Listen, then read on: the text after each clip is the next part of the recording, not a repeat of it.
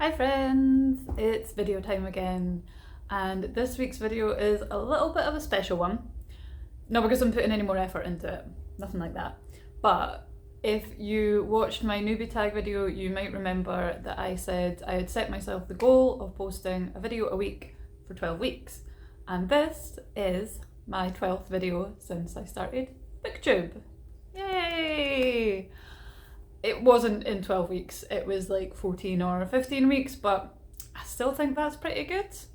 And it wasn't really about 12 weeks in the end, it was about making a bunch of videos and learning some stuff, which I have, so I'm gonna have to think of a new goal now.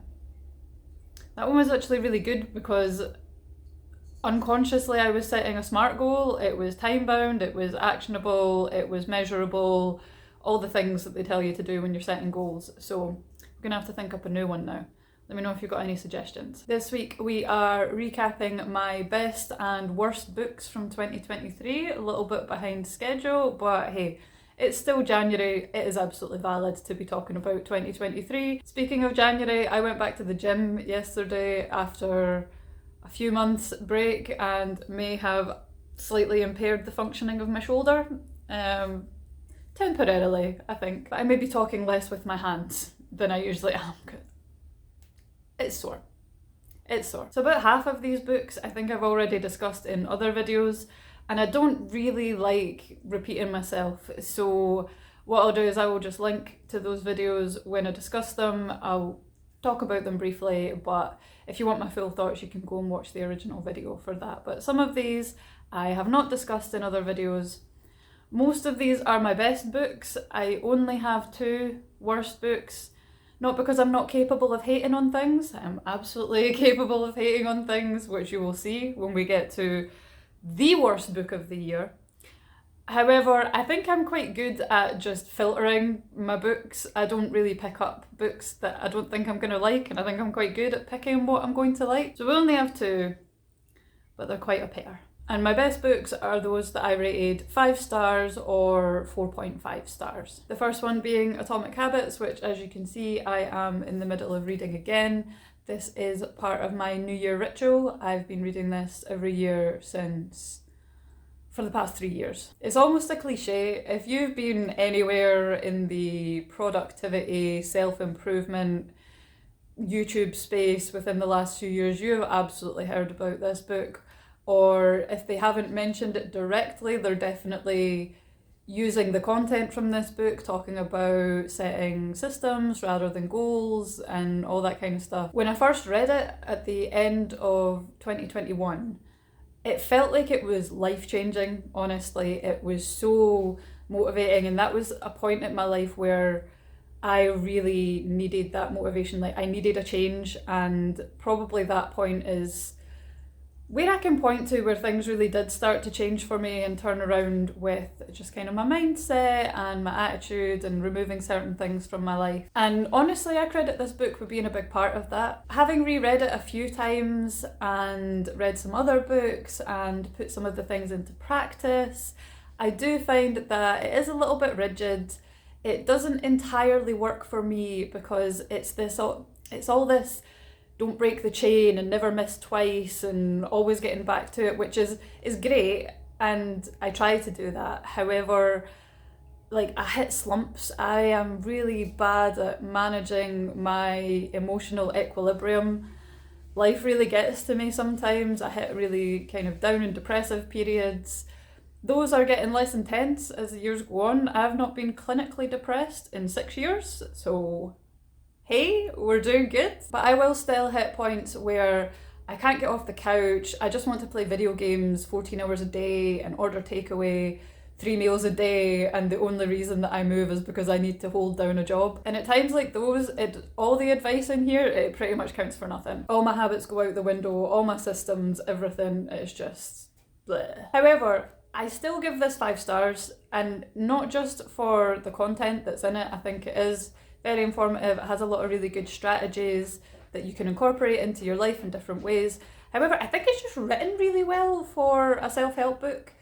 A lot of self-help books are one idea just repeated over and over and over again, and it can get a little bit boring. Whereas this has a really clear structure. At the end of each chapter, he has a really handy recap of the main points in the chapter. And he also really knows how to use stories and anecdotes to engage the reader so that it's not just facts and opinions and theories. And it includes his story at the beginning, which is really motivating. It's this kind of underdog comeback story of him being hit in the face with a baseball bat when he was playing in high school, of him going into seizures, being placed in a medically induced coma, but then coming back and excelling at university and so on and so forth, and building his business. And you're like, yeah, that's a really motivating story to start with. So although this book isn't perfect, although it doesn't work in every situation, I think it is very informative, and it's also very motivating, and it gives you that feeling of, yeah, you know what, I can do that too. I can make small changes. Obviously, it requires persistence, which is the thing that no book can give you, unfortunately, or I would have it by now. So we're kind of going in chronological order, and as I have mentioned before, I try to keep my self-help type reading confined to January. So the second book that I rated 5 stars in 2023 was Refuse to Choose by Barbara Sher. To be honest, I don't remember a lot about the content of this book. It wasn't really that made me rate it 5 stars. It was more the impact that it had on me emotionally. I don't understand these people who can just pick a life direction and stick with it. Like, I never knew what I wanted to do. Well, I did. When I was very young, I wanted to be an author. And when people asked me, what do you want to be when you grow up? I said, I want to be an author. And all the authority figures in my life responded with, but you'll need a real job. And so I internalized this idea that, you know, being an author wasn't an appropriate answer to that question, but I had no idea what I actually wanted to do with my life if I couldn't be an author, if I needed a real job. I knew I wanted to go to university purely because I didn't want to leave education, because I excelled at education, and also because I knew that it was the only way that I was going to manage to move out of my mum's house, and I also really didn't want to get a job. So university was the obvious choice, even though I really should have got a job. I got into so much debt by not getting a job. But I didn't know what I wanted to study at university. And when it came time to choose, I literally chose my degree because it would sound good when I told people that's what I was studying. I chose law because I wanted to impress people. And also I vaguely had an idea that lawyers are well paid. And I am so glad that I did not end up going really far down that route and becoming a lawyer, because, God, I would have hated it. And then I went to study English, which was a lot of fun. I really enjoyed it. But when you tell people that you're studying English, they say, oh, so you want to be a teacher? No, absolutely not. But there isn't a clear career progression from an English degree as there is with a law degree or a medical degree or an accountancy degree. I settled on translation. I found out that wasn't really what I wanted to do. And then I realised, it's been a few years now since I realised that there is not just one thing that I want to do. Actually, the idea of making any one thing the thing that I depend on entirely for my survival, I do not want that.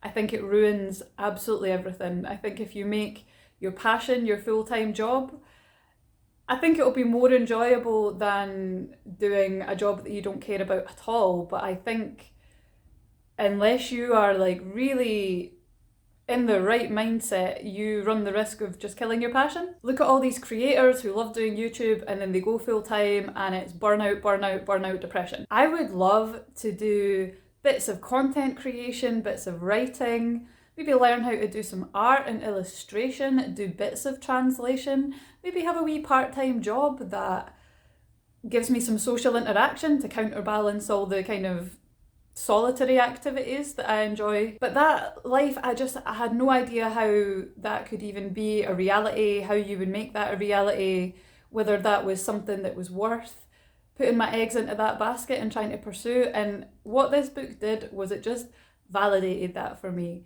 It just made me think, yeah, you know what? Screw everyone who says that you have to pick one thing and specialise in it.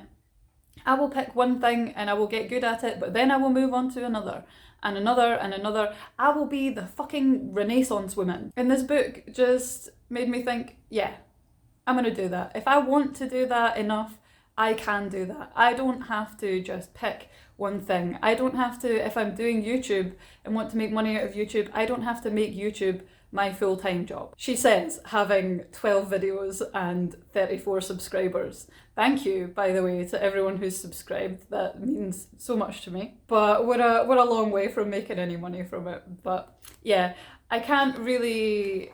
I think maybe if you're in a similar situation to me, where you need that kind of validation and maybe some ideas about how you could make that sort of life a reality, then yeah, I would maybe give this a go. Just the kind of mindset shift that it gave me, just the validation, yeah, I enjoyed that, so that's why I gave it 5 stars. So the next 2 books that I rated 5 stars in 2023 were the second 2 installments of the Remembrance of Earth's Past trilogy by Cixin Liu, the full trilogy being The Three-Body Problem, The Dark Forest and Death's End. I'm just going to talk about the whole trilogy because it makes sense to group them together and I've never talked about them before. It's kind of difficult to give a short summary of the plot. I'm not really going to mention anything from the second 2 because obviously there's a big plot point from the first one that sets the direction of the second 2 books.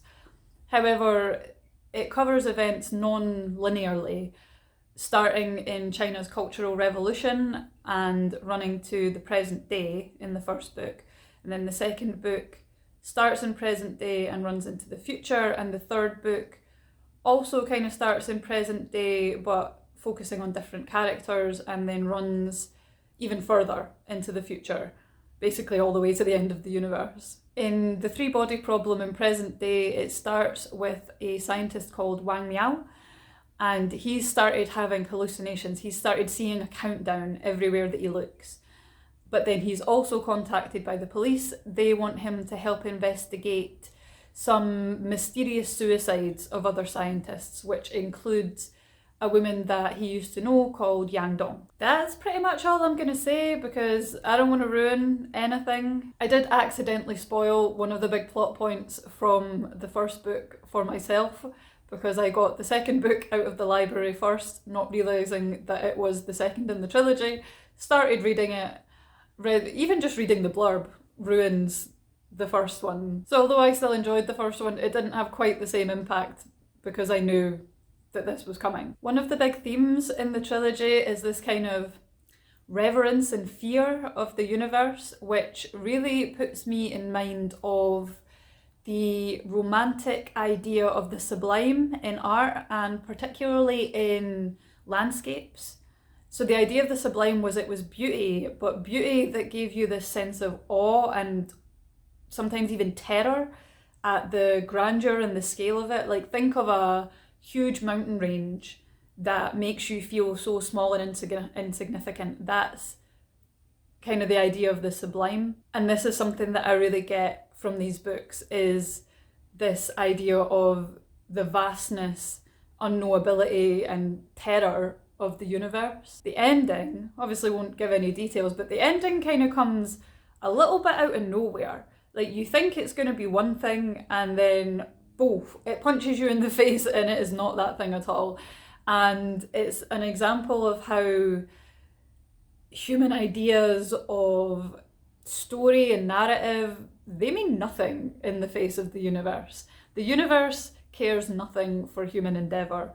And that's not to say that these books don't value human endeavour, but we're constantly reminded throughout these books that the universe is indifferent to us and our survival. I think this is one of the reasons that they're so popular in the West, because they are quite different from like Western, especially American science fiction in general. I am not a huge science fiction reader, so maybe take what I say with a pinch of salt. But American culture is really rooted in this idea of the Puritan work ethic that, you know, with some elbow grease and some determination, that humans can overcome anything. The idea of the frontier, of taming the wilderness, these are all really deeply rooted in the American psyche, and I feel like American science fiction kind of projects this into the future and onto the universe.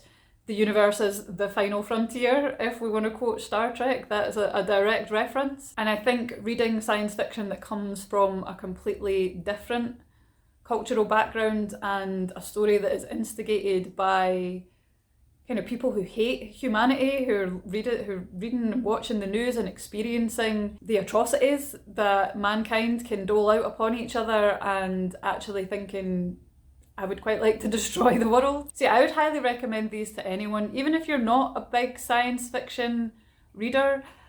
I do enjoy science fiction, but it's a book here and there. I am not a science person. I like pop science, but I'm a humanities baby.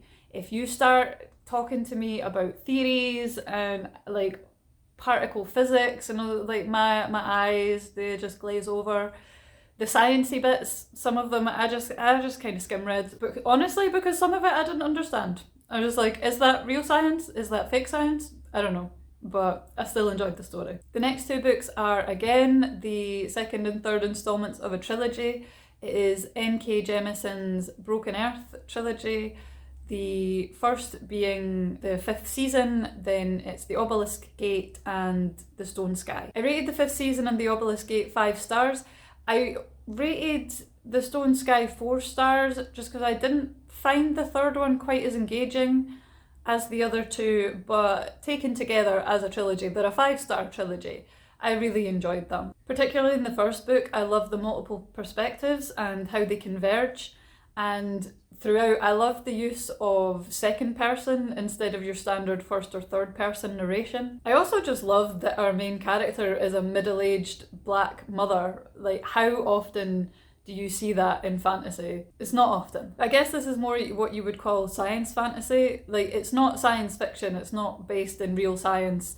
There is magic and stuff like that, but it has a little bit of the trappings of the kind of outer appearance as you go on of a little bit of science fiction. So it's set in a secondary world where certain humans have this power called orogeny, but they are hated and feared for it. So basically what they can do is they can essentially displace tectonic forces and harness the energy and control rocks and stuff, essentially.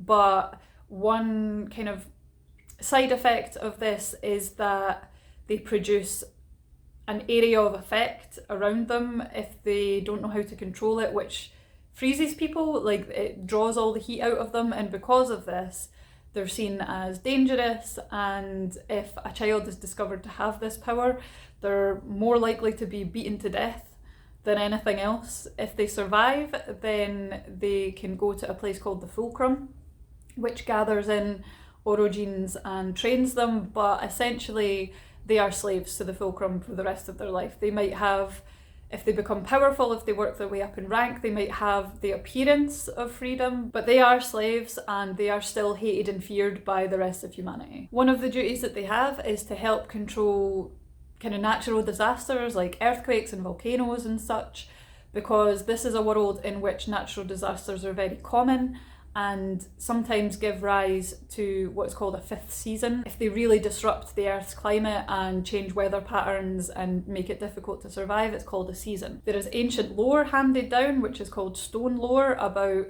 how to survive a season. So all the different communes follow these rules about what you should do. If a season happens, they all kind of lock down. But there's also relics of dead civilizations kind of floating around, civilizations that didn't survive a season. And as the series progresses, we learn more about these relics and where they came from, where orogenes and orogeny came from, and how the season started in the first place. These books are just really good fantasy. They are well written, they're well paced, and they feel fresh, which I think that is just the hardest thing when you're writing fantasy, is to make the old ideas feel new again. Because ruins of dead civilizations, that's not new. Slavery in fantasy, that's not new. Having a middle-aged woman of colour as your main character and a diverse mix of skin tones in your other characters is less common, but while we should absolutely be celebrating diversity in fantasy, which has historically been very white, it doesn't make a book good in itself just having diverse characters. The skill of the writer is in how they take these elements and mix them together and make something old feel new again, because there are no new stories under the sun. We are just telling the same ones over and over again. And I think this does that really well. We're now getting into the books that I have discussed before in other videos, so we won't be spending as long on these ones.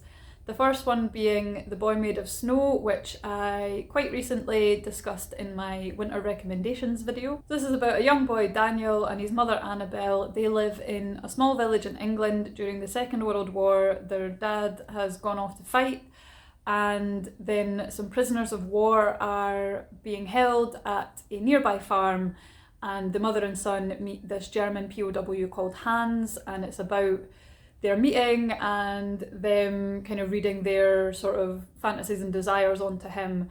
It's fairy tale inspired, it references fairy tales quite a lot. It starts kind of whimsically and then it gets dark. It gets pretty dark. This genuinely kind of disturbed me and stayed with me for days afterwards, so, you know, if you're a bit sensitive, maybe be a little bit careful with it. But I rated it 5 stars because of that, because when something can genuinely get under your skin like that, it's a good book. The Song of Achilles I spoke about in one of my wrap-up videos. This is a retelling of the myth of Achilles from the point of view of Patroclus, his good friend. It was never expressly stated in the Odyssey that Achilles and Patroclus were lovers, but their relationship's often been interpreted that way, and that's the angle that Madeline Miller explores it from. If you know the myth of Achilles, you know how it ends, and it's not happy, but reading it, I allowed myself to hope. Even though I knew I shouldn't, I allowed myself to hope, and I did cry. I did cry at the end. It was very sad. And Madeline Miller's writing's just beautiful, so I've put her other book, Circe, on my list for 2024. I don't know as much about that one. I've not really heard anyone talk about it. I've not really been familiar with that myth, so it'll be interesting to compare the reading experience of the two. Piranesi by Susanna Clarke was in the same wrap-up video. This is Susanna Clarke's second novel, her first being Jonathan Strange and Mr. Norrell. I love Susanna Clarke. Everything she writes, I just love it. I just want to climb inside her imagination and roll around in it. Like, it must be amazing in there. She only has 2 novels, and the 2 are such a contrast to each other, but they're both up there on probably some of my favourite books of all time. Jonathan Strange and Mr. Norrell is a brick of a book, and Piranesi is incredibly short. It's almost a novella. In fact, that's my only real... It's not even a critique, because I think if it was longer, it would lose some of what makes it great. It's very tightly paced, it's very self-contained, there's no points where it really drags, and you're left wanting more, and that's not a bad thing to be left wanting more. Piranesi lives in this mysterious world of the house. There is nothing else but the house, and right from the first couple of pages I was hooked. I was like, what is this place? What is going on? I have no idea. I want to find out. And I devoured this. It was so good. So the next 2 books were nominations for the Booker Prize 2023. I did a video on the shortlist where I read all of those books. I tried to do it in a week. It was a terrible idea. You can go and watch that if you want. But 2 of those books made it onto my favourite books of the whole year because they were just so good. The first one is The Bee Sting by Paul Murray. So I did rate this a 4.5 rather than a 5, but I am rethinking maybe my rating. So the reason that I knocked the 0.5 of a star off was because I felt like it was just a bit too long. Like, it could have been maybe 20% shorter, it could have been a bit tighter. Now, the range of human emotion in this book is phenomenal, and the way that he peels back the layers of the narrative, he does repeat bits, but each time you're seeing it from a slightly different perspective, or you're learning a little bit more about it. However, I did feel that it was slightly too much and it could have been a bit tighter. On the other hand, now I am thinking, is that because I was trying to read all of these books in a week and I just needed to get through it? Or is it genuinely that there was too much repetition? I'm not sure. I've seen other people say that they thought it was too long. I've seen people say that they thought it was too short. So it's probably contextual and based on personal preference. It's about a family living in a small town in Ireland and dealing with the consequences of the financial crisis on the family business. But it's about so much more than that. It's also really accessible. I think probably the most accessible out of the 6 books on the shortlist. It's literary, but it's not too literary. I know that can be off-putting for some people, obviously not for me, but if you're the type of person that doesn't like incredibly literary writing, but you do like a bit, then this might be up your street. Prophet Song was also shortlisted for the 2023 Booker Prize. This was my favourite of the 6 shortlisted books, and it also won. So I am claiming to have predicted the Booker Prize winner. We'll see if I can keep that up this year. This book was deeply uncomfortable to read, not just because of the tragic and heart-wrenching events that happen in it and the injustice that happens in it, but also because it makes you think, what is there to stop this happening to me?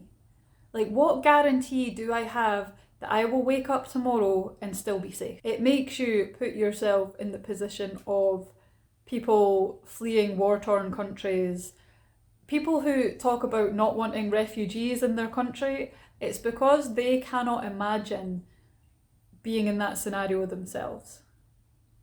Maybe they should try reading this book. This is about the rise of a totalitarian government in Ireland, and specifically about one family where the mother, Eilish, is left trying to keep everything together as her world and society just falls apart around her. So those were my best books of 2023, and now we come to the worst. So the first one is Throne of Glass by Sarah J. Maas. So I read this before I was really aware of a lot of the SJM controversy, the ACOTAR controversy.